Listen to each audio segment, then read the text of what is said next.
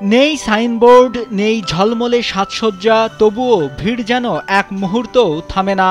ব্যস্ত নগরীর কোলাহলে এখনও টিকে আছে এক শতবর্ষী ঐতিহ্যের সেই স্বাদ।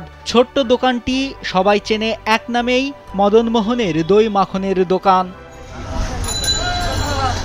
দোকানটিতে এখনও পুরনো পদ্ধতিতে তৈরি হয় মাখন। কলসি আকৃতির প্লাস্টিকের মটকায় জাল দেওয়া দুধ বাঁশের আগা চিড়ে তা দড়ি দিয়ে বারবার ঘুরিয়ে তোলা হয় আসল স্বাদের খাঁটি মাখন। পরে সেই মাখনই পরিবেশন করা হয় ক্রেতাদের কাছে।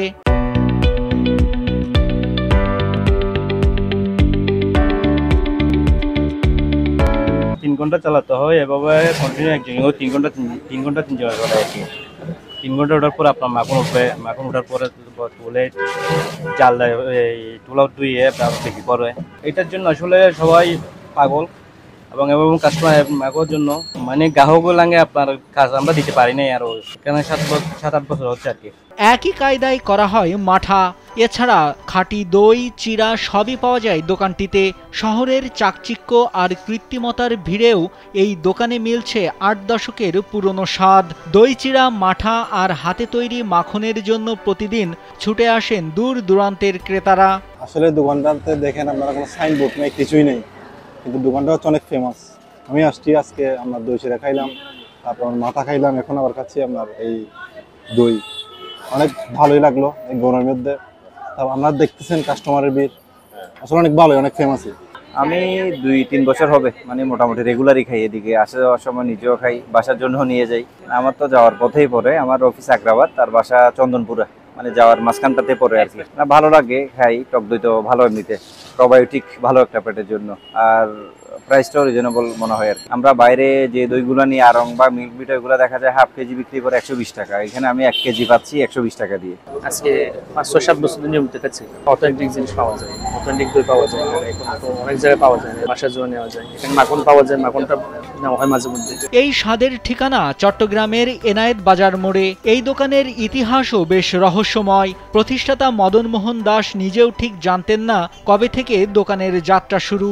8 দশক আগে এনায়েত বাজারে জমে উঠেছিল এই দোকান। 2014 সালে মদন মোহন মারা যাওয়ার পর তার ছেলে সঞ্জয় দাস বাবার ইচ্ছাতেই ব্যবসার হাল ধরেন। মদন মোহনের পথ ধরে তৃতীয় প্রজন্ম এখন দোকানটি পরিচালনা করছেন। তবে সবকিছুতে আধুনিকতা আসলেও সেই পুরনো পদ্ধতি এখনো ধরে রেখেছেন তারা। প্রথমে দাদু থেকে শুরু, দাদুর পরে বাবার সাথে আমি 1995 সাল থেকে অ্যাড ছিলাম। তো বাবা 2014 সালে 30শে জুলাই প্রয়াত হয়ে গেছেন। তো ওনার প্রয়াত হওয়ার পরে এরপর আমি ধারাবাহিকভাবে এটা কন্টিনিউ চালিয়ে যাচ্ছি। 3 প্রজন্ম। টক দই এখানে খাওয়ার জন্য, দই চিড়া, মাঠার শরবত, মাখন পাউরুটি। দই চিড়াটা সকাল থেকে আপনার যে রাত 9:30, সকালবেলা 7টায় খুলে দোকান, 7টা থেকে রাত 9:30 পর্যন্ত পাওয়া যায়। মাঠার শরবতও পাওয়া যায়। আর মাখনটা হচ্ছে যে আপনার যে বিকালবেলা 3টার দিকে, 3টা থেকে 4টা 5টা এই সময়ের মধ্যে মাখনটা পাওয়া যায়। কালের বিবর্তনে বদলে গেছে শহরের অনেক কিছু, কিন্তু মদন মোহনের দই চিড়া মাখনের স্বাদ আজও অটুট। এনায়েত বাজারের এই দোকান তাই শুধু খাদ্যের উৎস নয়, হয়ে উঠেছে চট্টগ্রামের জীবন্ত ঐতিহ্যের প্রতীক। নাইমুল হাসিব, কালবেলা।